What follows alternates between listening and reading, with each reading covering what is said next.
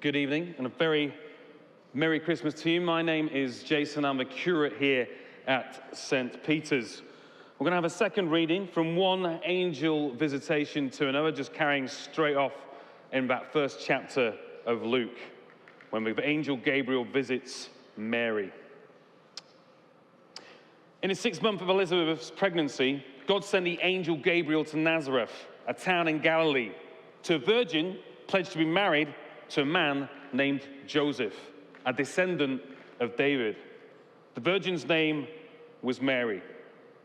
The angel went to her and said, "Greetings, you who are highly favored. The Lord is with you." Mary was greatly troubled at his words and wondered what kind of greeting this might be. But the angel said to her, "Don't be afraid, Mary. You have found favor with God. You will conceive and give birth to a son, and you're to call him Jesus. He will be great and will be called the Son of the Most High. The Lord God will give him the throne of his father David, and he will reign over Jacob's descendants forever. His kingdom will never end." "How will this be?" Mary asked the angel, "since I'm a virgin?" The angel answered, "The Holy Spirit will come on you, and the power of the Most High will overshadow you. So the Holy One to be born will be called the Son of God. Even Elizabeth, your relative, is going to have a child in her old age, and she who was said to be unable to conceive is in her 6th month. For no word from God will ever fail." "I am God's servant," Mary answered. "May your word to me be fulfilled." Then the angel left her. Brian Stevenson, the author of Just Mercy, grew up in an impoverished area of South America and saw injustice all around him. He was bright, he was intelligent. It wasn't a surprise to everybody around him and his family when he went to study law at Harvard University. Now, he studied it, and he went through it, and it didn't particularly excite him until he got to one section of his law course called Race and Poverty Litigation. Now, that led him on to do an internship with the Southern Prisoners Defense Committee. The Southern Prisoners Defense Committee. Now, these guys were a small charity in the South of America who gave legal aid to prisoners on death row. And so he went in as an intern, very shaky, very nervous, having to visit a prisoner on death row, and in his first interview with that prisoner, having to say, "You're not going to be executed for a year." And he thought of different ways he could try to say it to make it sound not as awful as it sounded. But when he actually stuttered it out to this guy, the guy said, "Oh, thank you. That's what I've been waiting to hear." Now he went on, and he progressed. And after he did his internship, he recognized he wanted to do more, and he wanted to get closer to these guys who were suffering from such injustice. And he looked at the prison system in America and thought, how come it's so many African Americans are in prison? It's a radically crazy number compared to the amount of white people that are in prison. And you see, when he was young, he used to go and see his grandmother in the area where he lived, and his grandmother would hold him tight, and he was a little bit embarrassed because he was a young boy, and his grandma would hold him tight, and she'd say, "You can't understand most of the important things from a distance, Brian. You have to get close. You can't understand some of the important things from a distance. You've got to get close." Proximity, getting closer, matters. Don't keep people as numbers, statistics, case reports. Talk to them, walk with them, listen to them more than anything else. And so that's what he did.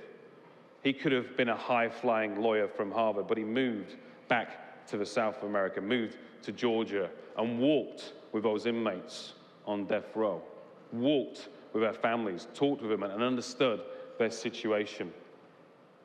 You can't understand most of the important things from a distance. You have to get close. Mary is confused when God gets close to her.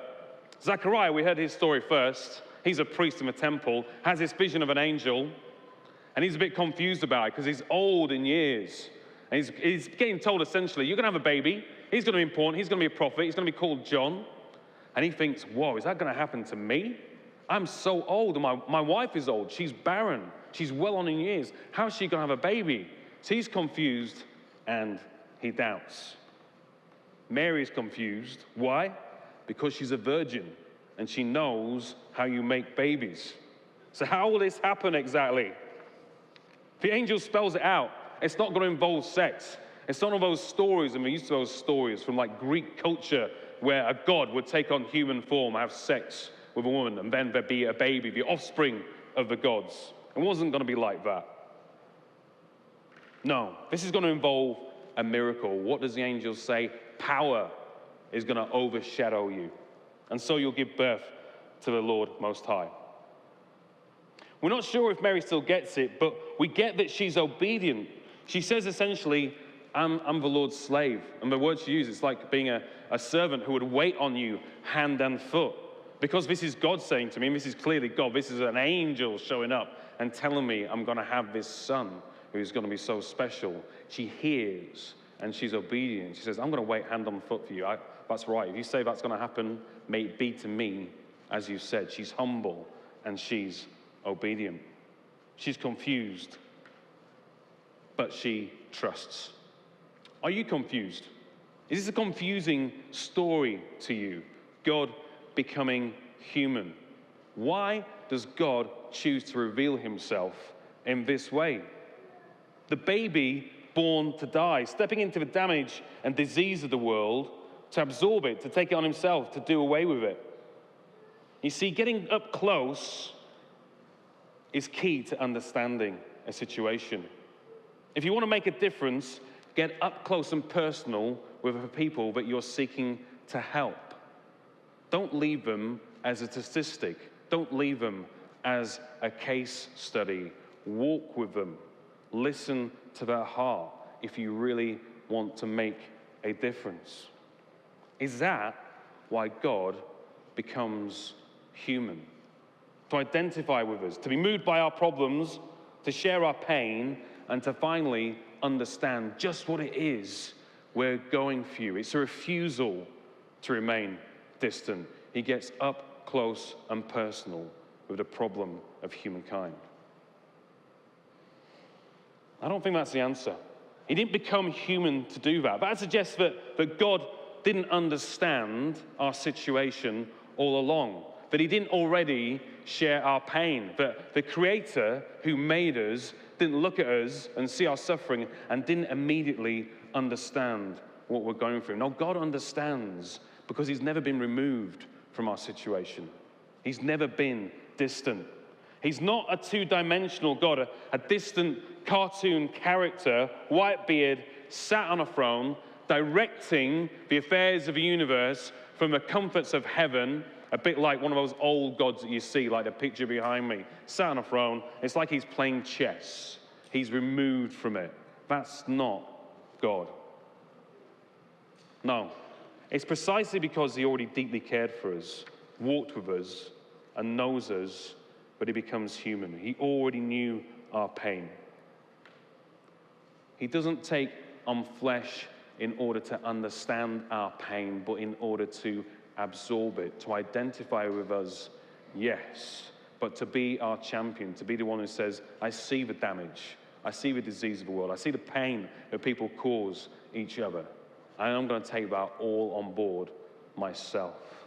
And that's why he suffers on a cross and dies, to heal the world.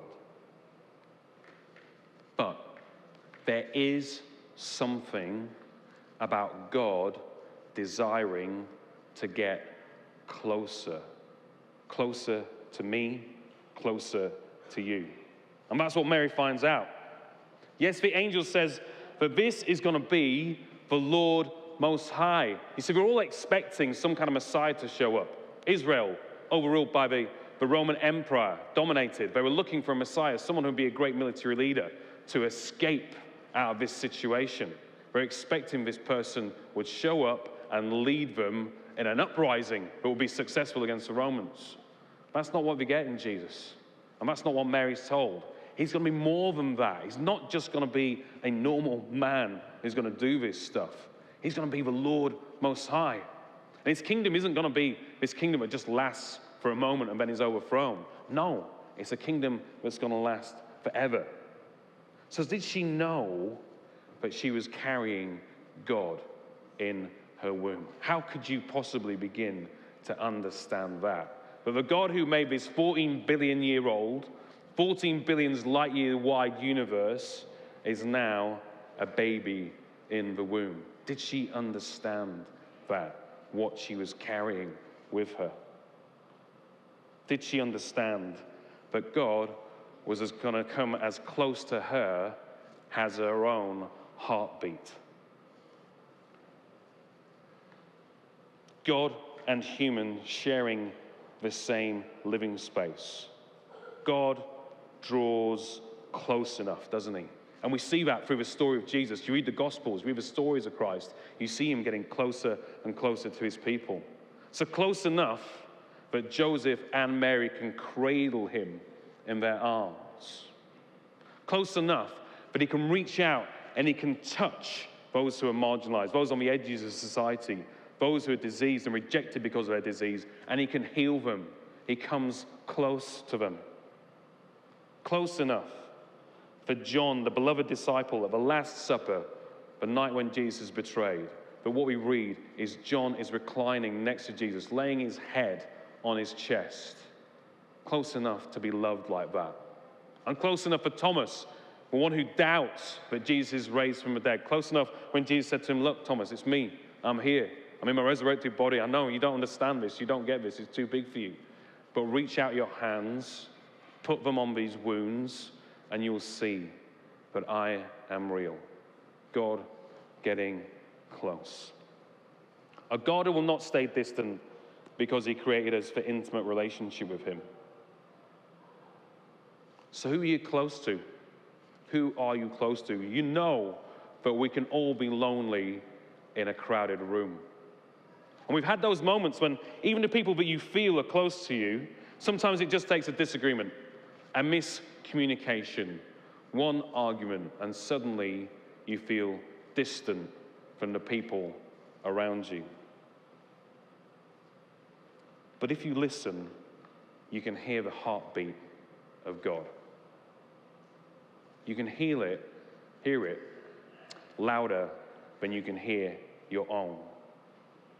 It sounds throughout everything that is made. It's the rhythm of all creation. So this Christmas, don't put distance between yourself and God. Understand, as Mary came to understand intimately, that we're made for an up-close and personal relationship with God. The God who knows you better than anyone knows you. The God who loves you more than anyone loves you. You were made to connect with God in a way that you simply cannot connect with anyone else. Draw close to him. You will hear his heartbeat. You will know that he longs to draw close to you.